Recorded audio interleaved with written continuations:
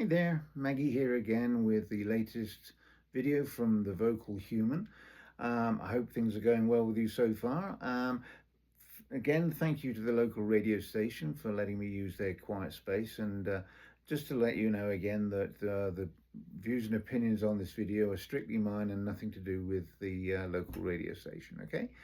Okay, so I'm going to comment on something I actually wrote about on Facebook. I think it was about a couple of months ago, but I just thought it was something I could expand on maybe a little bit in videos. There's a lot going on. I'm recording this March 1st, just after yet another invasion or attack on a foreign country, and there are some who are just saying, yeah, this is great, USA, USA, this is what we should be doing. And there is, I hope, a majority of other people who are just saying, what the hell are we doing? It's totally illegal. It's totally not thought out. What's the end game? It's just absolutely ridiculous. And then you've got to add on top of all of that, all of the ridiculous things that ICE have been doing, and um, the fact that even though the tariffs were struck down, he's now finding another way to try and do it, even though that's in itself illegal. Then we have everything else about the Epstein files and everything else, and it's just one thing after another. And we look at who we are as a nation, and we have to stress, and I think I've mentioned this before, maybe in one of the videos, is that what the administration is doing is it's an example of what MAGA want to do. It is not a representative of what America, the USA, what Americans want. And yet they wrap themselves in the flag and patriotism and try and say that anyone who opposes them is anti-American, not patriotic, and hate America. I mean, it's ridiculous, but unfortunately, they say it often enough and loud enough, and then enough people will believe them. We know in our hearts that's not true, but nonetheless, there are people out there who believe that, and that's why they give us a lot of their vitriol. This year, obviously, is a very significant year. 250th anniversary of the founding of the country, the signing of the Constitution, or Declaration of Independence, rather. And it's been a great experiment, and it's been impressive in a lot of ways. In other ways, it's been it's had its successes and its failures, but overall, it's been a great thing, and it's been gradually improving, and it's been the envy of a lot of the world. And there's always going to be room for improvement, but like I said, they were making steady improvements. And I said last year, before the election, on the 4th of July, I said, is this going to be the last time that we can celebrate the 4th of July? Because it could well be that what we value as Americans is going to be just a distant memory if we don't get this right. And sadly, the election went the wrong way, and we're finding out exactly what I thought, in that, where are we now, and what is America, and what is American?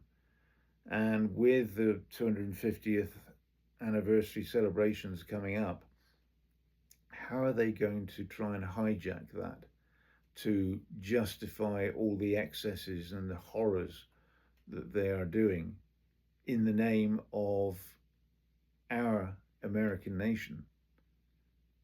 And we've got to find a way of fighting back from that and to reclaim our flag and our nation. And we know that we've got the pride still in our heart, but we've got to find a way of showing that pride to others.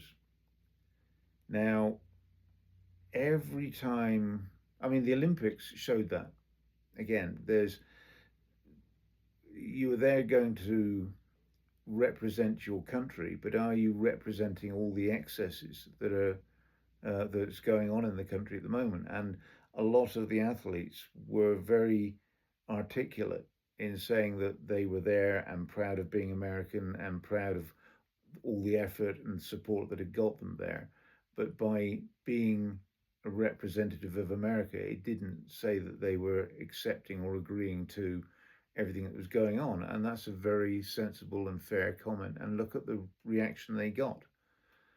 And yet others were wrapping themselves up in the flag and doing all of the horrible things and, making fun of the women's hockey team, for example. I mean, that's just despicable. Um, so, what is nationhood? What is patriotism? And the flag, in a way, sums it up. And every time we sing our national anthem, it talks about how the flag is so important. And it asks a few questions. But the last question in the national anthem, we most of the time we sing it without even thinking about it. But now it takes on such an added significance. Oh, say does that star-spangled banner still fly, or the land of the brave, sorry, getting it wrong, the land of the free and the home of the brave? It's a very good question. Does it still fly over the land of the free? We want it to be so. We're trying to hold on to our freedoms.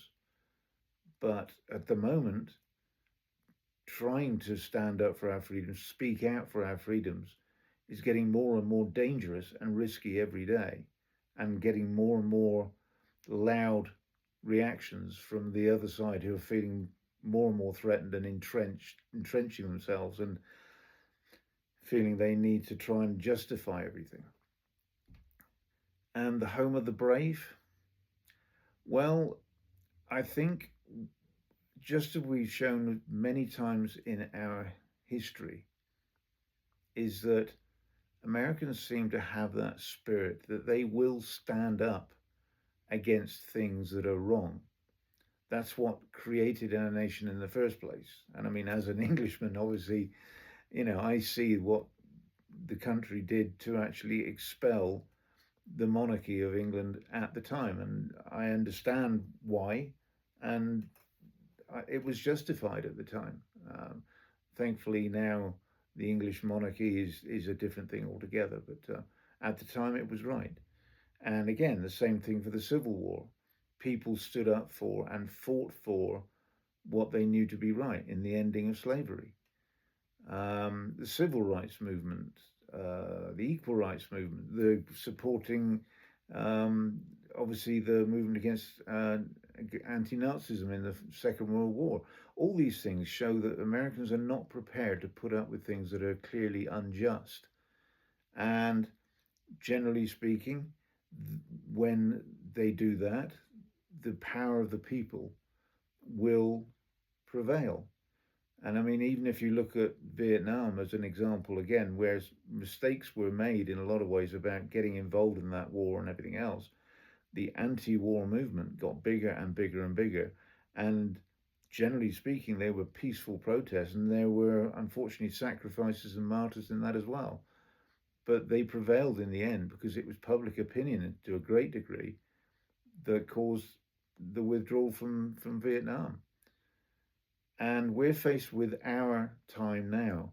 We've got to stand up and step up and add our voice and our weight to the pushback. And now is our time to be brave. So if we want the flag to fly over the land of the free, this has got to be the home of the brave who are prepared to stand up and fight for it.